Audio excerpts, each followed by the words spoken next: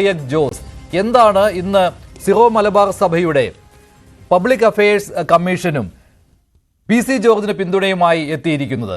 വലിയ വിമർശനം ജോർജിനെതിരെ ഉണ്ട്.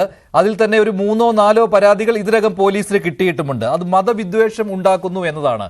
പക്ഷേ ഇപ്പോൾ നേരത്തെ പറഞ്ഞ KCBCയുടെ പബ്ലിക് അഫയേഴ്സ് കമ്മീഷനും അതുപോലെ തന്നെ സിറോ മലബാർ സഭയുടെ പബ്ലിക് അഫയേഴ്സ് കമ്മീഷനും KCBCയുടെ മദ്യവിരുദ്ധ സമിതിയും ജോർജിന് പിന്തുണ നൽകുകയാണ്. എന്തുകൊണ്ടിങ്ങനെ?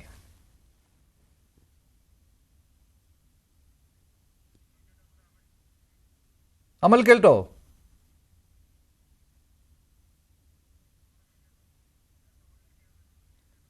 അമൽ കേൾക്കുന്നുണ്ടോ?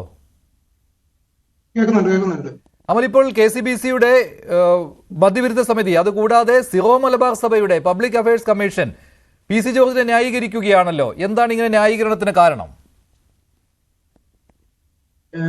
ചർച്ച ആരംഭിച്ചതാണോ? അതെ അതെ അതെ. ഓക്കെ, തീർച്ചയായിട്ടും എനിക്കിവിടെ ഡൗട്ട് തോന്നിയത്.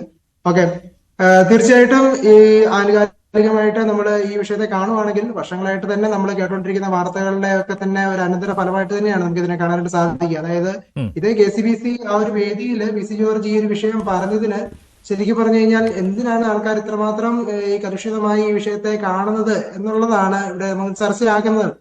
ഇപ്പം ഇവിടെ നമ്മൾ കാണേണ്ട ഒരു കാര്യം എന്ന് പറഞ്ഞു കഴിഞ്ഞാൽ ലവ് ജിഹാദ് എന്നൊരു പരാമർശത്തെ ഇവിടെ മാറ്റി നിർത്തിക്കൊണ്ട് തന്നെ നമുക്ക് ഈ വിഷയത്തെ കാണാം. ഇവിടെ ശരിക്കും പറഞ്ഞു കഴിഞ്ഞാൽ ഒരു പ്രത്യേക മതത്തിലേക്ക് ചില പ്രണയം നടിച്ചുകൊണ്ട് എന്താ പറയുന്നത് സാറേ, ഇത് ലൈവായിട്ട് അമൽ കേൾക്കാൻ പറഞ്ഞോളൂ. ഓക്കെ ഓക്കെ, എനിക്ക് അവിടെ കാണാൻ സാധിക്കില്ല, അതുകൊണ്ടാണ്. ചില തന്ത്രപരമായ പ്രണയക്കിണികളിലൂടെ മതമാറ്റത്തിലേക്ക് തന്നെ പോകുന്ന ഒരു പ്രവണതയാണ് നമ്മൾ കാണുന്നത്. അപ്പൊ അതിന്റെ ധാരാളം അനുഭവങ്ങൾ നമ്മുടെ മുമ്പിൽ വന്നുകൊണ്ടാണ് നമ്മൾ ഈ ഒരു കാര്യത്തെ സാക്ഷ്യപ്പെടുത്തുന്നത്.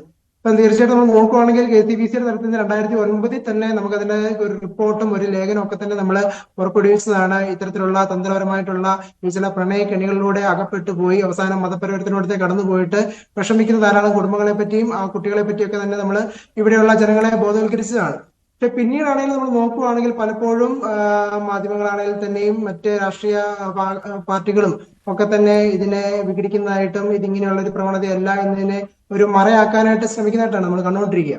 പിന്നീട് നമ്മൾ ശ്രദ്ധിക്കുമ്പോൾ നമ്മൾ മനസ്സിലാവും നമ്മുടെ ചില ഈ ഇത്തരത്തിലുള്ള എന്താ പറയുന്ന ഈ ഒരു മതപരിവർത്തന വിഷയങ്ങളിലൂടെ കടന്നുപോയിട്ടുള്ള പല കുട്ടികളും പിന്നീട് ചില തീവ്രവാദ സംഘടനകളിൽ പോയി പെട്ടതും ഇതുപോലെ വിദേശത്തേക്കൊക്കെ പോയതായിട്ടൊക്കെ നമ്മൾ കാണാൻ സാധിക്കുന്നുണ്ട്. പക്ഷേ ഈ പി.സി. ജോർജ് പറഞ്ഞ ഒരു കണക്കുണ്ടല്ലോ, അതും വലിയ രീതിയിൽ ചർച്ചയും വിവാദവുമാകുന്നുണ്ട്. 400ഓളം പെൺകുട്ടികളെ നഷ്ടമായിട്ടുണ്ട്, അതും കോട്ടയം ജില്ലയിലെ മീനച്ചിൽ താലൂക്കിൽ മാത്രം എന്ന് പി.സി. പറയുമ്പോൾ അതിന് ഉപോത്ബലകമായ കണക്കെവിടെ എന്നുള്ള ചോദ്യം സ്വാഭാവികമായിട്ടും വരുന്നുണ്ടല്ലോ. പക്ഷേ സഭ പൂർണ്ണമായിട്ടും പി.സി. ജോർജിനെ അംഗീകരിക്കുകയാണ് ഈ വിഷയത്തിൽ.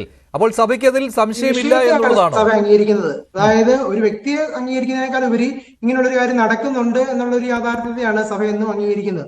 ഈ നടക്കുന്ന യാഥാർത്ഥ്യത്തെ പറ്റി പറയുകയാണെങ്കിൽ ഇപ്പം ഈ കഴിഞ്ഞ കാലഘട്ടത്തിൽ അതായത് ഏകദേശം 2020 ശേഷം മാത്രമായിട്ട് താമരശ്ശേരി രൂപതയിൽ തന്നെ അവർ തന്നെ ഏകദേശം 352 കേസാണ് ഡീൽ ചെയ്തിരിക്കുന്നത്. 2019-20 ശേഷം താമരശ്ശേരി രൂപത, അതായത് 20 സമയത്ത് അവിടെ സരോവരം പാർക്കില് ജ്യൂസിൽ ഇതുപോലെ മയക്കുമലർന്ന് കിടത്തിയ ഒരു പെൺകുട്ടിയെ അവിടെ പീഡിപ്പിക്കുന്നതായിട്ടും പിന്നീട് അവളെ മതപരിവർത്തനം നടത്തണമെന്നും പറഞ്ഞുകൊണ്ടൊക്കെ ആവശ്യപ്പെടുന്ന ഒരു വിഷയം വന്നായിരുന്നു. അപ്പൊ അതിന്റെ ഭാഗമായിട്ടാണ് പിന്നെ താമരശ്ശേരി രൂപത തന്നെ ഈ വിഷയത്തെ ഒന്ന് ഗൗരവമായി കാണുകയും അവര് ഇത്തരത്തിലുള്ള വിഷയങ്ങളെ കൈകാര്യം ചെയ്യാൻ തുടങ്ങുന്നത്. അങ്ങനെ തുടങ്ങുന്നതിന്റെ ഫലമായിട്ട് ഏകദേശം 352ഓളം കേസുകളാണ് അവരിപ്പോൾ ഡീൽ ചെയ്തുകൊണ്ടിരിക്കുന്നത്. ഈ ഒരു വിഷയത്തിന്റെ ഒരു പ്രാധാന്യം എന്ന് പറഞ്ഞു കഴിഞ്ഞാൽ ഈ ഒരു ലവ് ജിഹാദ് എന്നൊരു പരാമർശത്തെ നമുക്ക് അവിടെ മാറ്റിവെക്കാം. ശരിക്കും പറഞ്ഞാൽ ഇതിന്റെ കേസുകൾ പറയുന്നത് ലവ് ജിഹാദ് കേസ് എന്ന് പറഞ്ഞുകൊണ്ടല്ല, പകരം അതിനകത്ത് ഹേബിയസ് കോർപ്പസ് ഹർജികൾ വരുന്നുണ്ട്. അതോടൊപ്പം തന്നെ തട്ടിക്കൊണ്ടു പോയ രീതിയിലേക്ക് വരുന്ന കേസുകൾ പോകുന്നുണ്ട്. അപ്പൊ അങ്ങനെ ധാരാളം പല പല മേഖലകളിലുള്ള കേസുകളാണ് ഇതിന്റെ ഒരു പൊതുവായിട്ട് വരുന്നത്. അതുകൊണ്ട് ലവ് ജിഹാദ് എന്ന് പറയുന്ന ഒരു വിഷയത്തിൽ ഒരു കേസ് അത് ഇത്രയെണ്ണം ഉണ്ട് എന്ന് പറഞ്ഞാൽ നമുക്കൊരു പരാമർശം ഇതിലേക്ക് നമുക്ക് വരാൻ സാധിക്കത്തില്ല. മാത്രമല്ല ഇതിൽ നല്ലൊരു ശതമാനം ഇത് കോടതിയിൽ കേസ് നടത്തിക്കൊണ്ടിരിക്കുന്ന ഒരു കേസാണെന്ന് നമുക്ക് പറയാൻ സാധിക്കില്ല. പലതും കൗൺസിലിങ്ങിലൂടെയും മറ്റുമൊക്കെ ആയിട്ട് മാറ്റാനായിട്ട് ശ്രമിക്കുന്ന കേസുകളൊക്കെയാണ്. അപ്പൊ പല തലങ്ങളിൽ നിന്നുകൊണ്ടാണ് നമ്മൾ ഈ ഒരു വിഷയത്തെ കാണുക. അതായത് ലവ് ജിഹാദ് എന്ന പരാമർശത്തിൽ കോടതിയിൽ വരുന്ന കേസുകൾ എന്നൊരു പരാമർശമല്ല നമ്മൾ ഈ പി.സി. ജോർജിനെതിരെ കേസെടുക്കേണ്ട ആവശ്യമില്ല എന്നാണ് നിലപാട് അല്ലേ? ഇപ്പോൾ 3-4 പരാതികൾ അദ്ദേഹത്തിനെതിരെ പോലീസിൽ വന്നിട്ടുണ്ട്, പക്ഷെ പോലീസ് ഇതുവരെ കേസെടുത്തിട്ടുമില്ല. മതവിദ്വേഷ പരാമർശം എന്ന രീതിയിൽ താങ്കൾ കാണുന്നില്ല? അങ്ങ് എങ്ങനെയാണ് ഇതിനൊരു മതവിദ്വേഷ പരാമർശമായിട്ട് കാണുന്ന അതിന്റെ ഒന്ന് വ്യാഖ്യാനം തരാമോ? അല്ല, അങ്ങനെ കാണുന്നില്ല എന്നാണല്ലോ അല്ലേ? കാരണം രണ്ട് മതങ്ങൾ തമ്മിൽ സ്പർദ്ധയുണ്ടാക്കുന്ന രീതിയിലുള്ള പരാമർശമാണ്. തെളിവില്ലാത്ത കാര്യങ്ങൾ PC പറയുമ്പോൾ അങ്ങനെ രണ്ട് മതങ്ങൾ തമ്മിൽ സ്പർദ്ധ ഉണ്ടാകുമല്ലോ, ആ രീതിയിൽ സമൂഹത്തിൽ ആ രീതിയിലുള്ള സന്ദേശം വരുമല്ലോ എന്നാണ് പരാതികളിൽ പറയുന്നത്. അങ്ങനെയാണ് ഞാനൊരു ഉദാഹരണം പറയാം. ഈ ഒരു ഉദാഹരണത്തെ പറഞ്ഞുകൊണ്ട് തുടങ്ങാം. ഈ പാലായില്, അതായത് ഈ പാലാ മേഖലയാണല്ലോ നമ്മുടെ ഒരു പ്രധാന വിഷയമായിട്ട് വരുന്നത് ഇപ്പം. ഈ പാലായില് അവിടെ ഒരു എഞ്ചിനീയറിംഗ് കോളേജ്, അവിടുത്തെ പണ്ട് പാലാ ബിഷപ്പും ഇതിനകത്തൊരു പരാമർശ വിഷയമാണല്ലോ.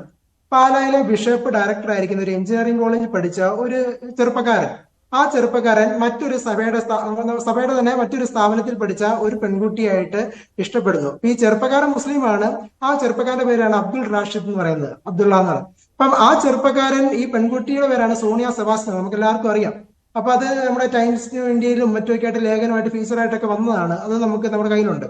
അപ്പം ആ സോണിയ സെബാസ്റ്റിനെ ഇതുപോലെ പ്രണയത്തിലൂടെ അവര് അടുക്കുന്നു. അതിനുശേഷം ഈ വ്യക്തി വിദേശത്ത് പോകുന്നു, തിരിച്ചു വരുന്നു. എന്നിട്ട് നമ്മുടെ MM അക്ബർ എന്ന് പറയുന്ന നമ്മുടെ പീസ് ഇന്റർനാഷണൽ സ്കൂൾ നടത്തുന്ന ആ ഒരു വ്യക്തിയുടെ, ധാരാളം സ്കൂളുകൾ അദ്ദേഹത്തിനുണ്ട് പീസ് ഇന്റർനാഷണൽ ആയിട്ട്, പീസ് ഇന്റർനാഷണൽ എന്ന പേരിൽ അദ്ദേഹത്തിന്റെ സ്കൂളിൽ ഈ പെൺകുട്ടിക്ക് അവിടെ ജോലി കൊടുക്കുന്നു. ഈ അബ്ദുൾ റാഷിദ് തിരിച്ചു വന്നു, ആ സ്കൂളിൽ ടീച്ചർമാരെ ട്രെയിനി ആയിട്ട് അവിടെ ജോലി നേടുന്നു.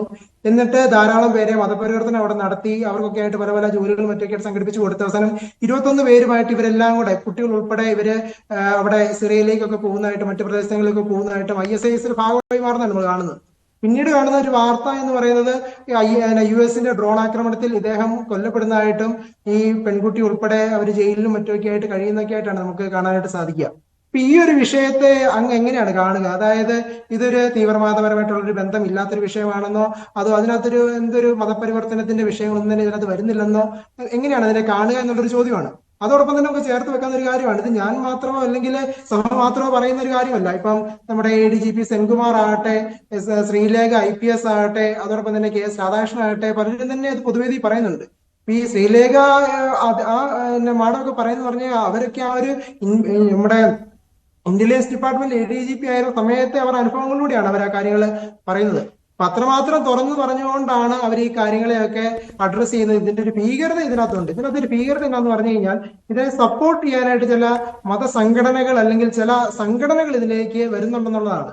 അതായത് ഒരു മതപരിവർത്തന വിഷയം വരുന്ന സമയത്ത് അതിനെ സാധൂകരിക്കാനായിട്ടും ഇതോടൊപ്പം തന്നെ കോടതിയിൽ ഈ കേസ് വരുന്ന സമയത്ത് അതിന് സപ്പോർട്ടുമായിട്ടൊരു സംഘടിതമായ ഒരു ശ്രമം ഇതിനകത്ത് നടത്തുന്നതായിട്ടാണ് നമുക്ക് കാണാൻ സാധിക്കുന്നത്. അപ്പൊ ഇതുമായിട്ട് ബന്ധപ്പെട്ട് പലരെ സമീപിച്ചപ്പം പറഞ്ഞൊരു കാര്യം എന്ന് പറഞ്ഞു കഴിഞ്ഞാൽ, ഈ ഒരു കേസുകൾ കോടതിയിൽ വരുമ്പം അതിനായിട്ട് ഒരു എന്താ പറയുക, അതിനകത്ത് ഒന്ന് സംസാരിച്ച് രമ്യതയിൽ എത്താനായിട്ട് അവിടെ ഒരു വക്കീൽ പ്രത്യക്ഷപ്പെടുന്നതായിട്ടൊക്കെ പറയുന്നത്. ഇപ്പൊ എല്ലാ കേസുകളും, മിക്ക കേസുകളും, എല്ലാം ഞാൻ പറയുന്നില്ല, മിക്ക കേസുകളിൽ തന്നെയും ഈ വക്കീലിന്റെ സാന്നിധ്യവും ഇവർ പരാമർശിക്കുന്നുണ്ട്. അതിന്റെ ഒരു കാരണം എന്ന് പറഞ്ഞു കഴിഞ്ഞാൽ, ഒരു സംഘടിതമായ ഒരു ശ്രമത്തിന്റെ ഭാഗമല്ലേ ഇങ്ങനെ ഒരു പെട്ടെന്നൊരു കേസ് വരുമ്പോൾ ശരി, CK ഷാക്കിർ.